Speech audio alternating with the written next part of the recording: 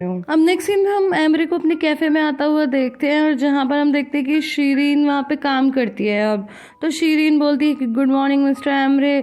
तो बोलता है गुड मॉर्निंग, तुम मेरे लिए कॉफी ले आओगी? बोलती है हाँ हाँ अभी बना देती हूँ। फिर वो बताती है कि आपकी मॉम यहाँ पर आई थी, पर चिंता मत करो, मैंने नहीं बताया कि आप बाहर और बच्चों को कैंप लेकर गए थे। तो बोलता है थैंक यू सो मच। और इतने में ज़ेदा की कॉल आ जाती है। तो ज़ेदा बोलती है कि तुम्हें एक आदमी चाहिए था ना काम के लिए, तो तुम आरिफ को क्यों नहीं रख लेते? तो बोलता है कि वो तो शॉप पे काम करता है। तो बोलती है कि नहीं, उसने अपनी शॉप तो अब अपने फ्रेंड को दे दी, तो तुम क्यों नहीं उसे रख लेते? वो बहुत अच्छा है, बहुत ऑनेस्ट है, जब से वो जेल से छूट कर आया तब से काम ढूंढ रहा है। तो कहते हैं कि हाँ हाँ मुझे पता है, मैं आरिफ से मिल चुका हूँ, वो तो बहुत ही अच्छा आदमी है, ठीक है हम बात कर लेते हैं। तो कहती है वाह हुर्रे, ठीक है। फिर नेक्स्ट सीन में हम देखते हैं कि मिस्टर एनवर अभी भी कोशिश कर रहे थे लकड़ी जलाने की और कहते हैं कि अगर हम एक पतली सी लकड़ी को धूप के नीचे रखेंगे तो एकदम से लकड़ी जल पड़ेगी। तो बाहर कहती है लेकिन पापा इसके लिए तो हमें सूरज की एकदम सीधी तेज धूप चाहिए, है ना? मैंने भी देखा था मूवी में। अब गाइस मैं आपको यहाँ पर एक इम्पॉर्टेंट बात बता दूं कि कभी तो बाहर अचानक से मिस्टर एनवर को भाई बुलाने लगती है, कभी पापा बुलाने लगती है, लेकिन मैं तो पापा ही बुलाऊंगी, ठीक है? तो एनीवेज हम साइड में देखते हैं कि डोरू क्या करता है, एक लकड़ी सी लेकर और बाहर को ऐसे टच करता रहता है, चुबाता रहता है। तो उसको लगता है कि मच्छर काट रहे हैं या कोई कीड़ा घुस गया है उसके, और वो फिर से चलना शुरू कर देती है और निशाने देखकर हंसने लगती है। फिर वो दोबारा से ऐसे करता है तो कहती है कि मम्मा कोई कीड़ा नहीं है, ये कर रहा है बहुत देर से। और साइड पे हम देखते हैं कि मिस्टर एनवर तो अभी भी अपनी धुन में ही मस्त है। वो कुछ ना कुछ बोलते जा रहे हैं कि मैं ऐसे लकड़ी जलाऊंगा, फिर मैं ऐसे लकड़ी जलाऊंगा। और फिर वो कहते हैं कि अरे देखो लकड़ियाँ धीरे धीरे गर्म हो रही हैं, अब 1-2 घंटे में अपने आप ही जल पड़ेंगी। सीन में हम देखते हैं कि ज़ेदा साफ सफाई करने के लिए अर्दा के रूम में आती है, तो उसे वहाँ पर टॉय कार नज़र आती है और उसे अपने बेटे की याद फिर से आने लगती है। लेकिन तभी उसकी नज़र एक हैट पे पड़ती है और कहती है अरे तुम ये तो यहीं पे भूल गई, कैसी हो तुम ज़ेदा? और फिर हमें एक फ्लैशबैक दिखाया जाता है कि जब वो राइफ के घर में काम कर रही थी तब एक दिन राइफ ने जिद की कि वो उसके मॉम के रूम में जाए, वहाँ पर जाके सफाई करे, यहाँ ऐसे बेड पे लेटी ना रहे। वो कहती है कि मैं बेड पे कहाँ लेटी हूँ, इतने छोटे से कमरे में कोई मैं लेट सकती हूँ? लेकिन वो कहता है कि नहीं तुम जाओ, मुझे ये सब बातें नहीं सुननी। तो कहती है कि मुझे ये डर है कि कहीं उनकी कोई चीज़ इधर उधर ना हो जाए, फिर वो मुझे कुछ कहे। लेकिन वो जिद करने लगता है तो वो रूम में जाती है और उनका क्लोजेट ओपन करती है, जहाँ पर उसे बहुत ही सुंदर सुंदर ड्रेसेस नजर आती हैं। एक आध को वो ट्राई करती है और इसी बीच वो हेड भी पहन लेती है। लेकिन तभी एकदम से ज़ेदा के पास कॉल आ जाती है हॉस्पिटल से, तो वो एकदम घबराई हुई चीज़ों को फेंकती है और जाने लगती है। तो वो कहता है कि क्या हुआ क्या हुआ, बड़बड़ाती जाती है कि नहीं मुझे जल्दी जाना होगा, बेचारी कितनी अनलकी है बाहर, उसके साथ हमेशा कुछ बुरा होता है, सार्प के साथ कुछ हुआ है, मुझे जल्दी बाहर के पास जाना है। सब बोलते हुए वो वहाँ से निकल गई थी और जल्दी जल्दी में वो हैट उतारना तो भूल ही गई थी और इस तरह से हैट उसके पास है। अब नेक्स्ट सीन में हम देखते हैं कि फिर से राइफ के घर से एक मेड वापस जा रही है और मिस्टर फजीहत कहती है कि अरे मुझे बहुत ही बुरा लग रहा है, अफसोस हो रहा है, काश हम ज़्यादा टाइम तक एक साथ काम कर पाते। लेकिन वो बोलती है कि हाँ हम तो कर सकते थे, मगर मिस्टर राइफ, इतना कहते ही बस वो बाय बाय कहकर दरवाज़ा बंद कर देती हैं और किचन में कुछ नीचे से उठाने की कोशिश करती है पर उठा नहीं पा रही होती हैं। इतने में जाले की कॉल आ जाती है और जाले कहती है कि आप तो काफ़ी टाइम से फिजियोथेरेपी के लिए आई ही नहीं, हॉस्पिटल से जाने के बाद तो आप आई नहीं। तो बोलती हैं क्या करूं, मैं राइफ को ऐसा अकेला तो नहीं छोड़ सकती और मुझे कोई मेड मिल नहीं रही। तो वो कहती है कि अगर आप चाहो तो मैं फिर से उसी लड़की को वापस भेज सकती हूँ जो पहले आपके यहाँ काम कर रही थी और जल्दी जल्दी में छोड़कर चली गई थी। वो बाहर की ही पड़ोसन है तो मैं उससे बात कर लूँगी। लेकिन मिस फजीलियत कहती है कि नहीं नहीं रहने दो, क्योंकि राइफ को तो वो पसंद नहीं आई थी। तो फिर जाले बोलती है ठीक है फिर आप जैसा आपको सही लगे।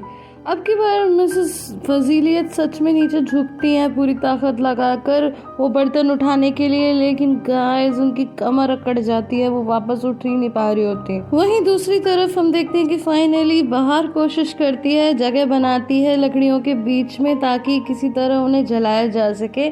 और वहीं हम ज़ेदा को देखते हैं जो उस हेड को पैक करती है और फटाफट कोट पहनकर निकल ही रही होती है कि उसका ध्यान अपने नेल्स पे जाता है और उसे याद आता है कि राइफ ने कहा था कि वो इन नेल्स के साथ में काम नहीं करने देगा, क्योंकि उसने नेल प्रिंट लगाई हुई थी। तो वो फटाफट से नेल रिमूवर से उन्हें हटाती है। और दूसरी तरफ हम देखते हैं कि डोरुक बोलता है क्या आज हम सॉस नहीं खा पाएंगे? तो निशान बोलती है कि हाँ लगता है डोरुक हमें कच्ची सॉस खानी पड़ेगी। तो फिर वो बोलते हैं नहीं नहीं मैं कच्ची नहीं खाऊंगा, मेरे पेट में तो कीड़े पड़ जाएंगे। और ये सुनकर मिस्टर एनवर हंसने लगते हैं। तो इतने में बाहर बोलती है अरे नहीं बच्चों तुम्हें कच्ची सॉस नहीं खानी पड़ेगी, रुक जाओ। फिर वो बोलती है लो पापा मुझे लाइटर दो, और फाइनली वो फायर बॉम्ब जला देती है। सभी खुशी से ताली बजाने लगते हैं और मिस्टर एनवर बोलते हैं तुम्हारी मॉम तो शेरनी है, शेरनी देखो उसने जला दिया ना। हाँ गाइस मैं सोच रही थी कि हम इंसान कितने अजीब होते हैं, अगर कोई जानवर बोले तो गुस्सा हो जाते हैं और शेर शेरनी बोले तो खुश हो जाते हैं, जैसे कि वो तो जानवर है ही नहीं। अब नेक्स्ट सीन में हम देखते हैं कि ज़ेदा तैयार होकर जा रही है और सड़क पर भी वो अपना मैनिक्योर करती जा रही है। और इधर हम देखते हैं कि मिस फजीलियत बेचारी सोफे पे बैठी हैं और तभी वहाँ पर राइफ भी मौजूद होता है और कहता है कि अब आपको मेरी कंडीशन ज़्यादा बेहतर पता चलेगी। तो वो बोलती है कि तुम्हारी कंडीशन जानने के लिए मुझे मेरे पैर में चोट लगाने की या कमर अकड़वाने की बिल्कुल ज़रूरत नहीं थी, मुझे पता है तुम्हारी कंडीशन का। तो कहता है कि हाँ हाँ वो तो मुझे पता है, वैसे पहले आप बहुत अच्छा लिखती थी, क्या मैंने कभी आपको बताया? तो वो खुश हो जाती है कि अरे तुमने मुझे पहले तो कभी नहीं बताया।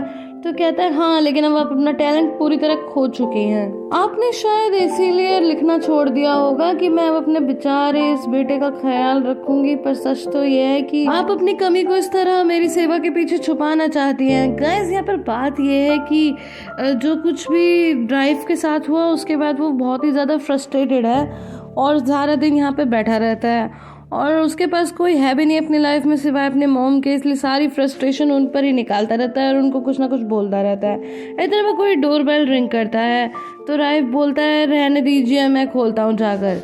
तो फिर वो जाकर के डोर ओपन करता है। गाइस यहाँ पर उसके पास रिमोट सिस्टम है तो वो आराम से डोर ओपन कर लेता है। तो फिर ऑफकोर्स ज़ेदा होती है और ज़ेदा बोलती है कि आप कैसे हो, और तभी अंदर से मिस फजलियत आवाज़ लगाती है कि कौन है कौन है। तो ज़ेदा सीना अंदर घुस जाती है और बोलती है कि मैं हूँ। वो मैं दिल्ली में चली गई थी और जैसे ही वो मिस फजलियत को देखती है तो एकदम से पता है गाइस क्या बोलती है कि आपको मैंने कहीं देखा है, कहाँ देखा है, हम पहले क्यों ऐसा लग रहा है मुझे कि मिल चुके हैं। तो वो बोलती है कि कैफेटेरिया में।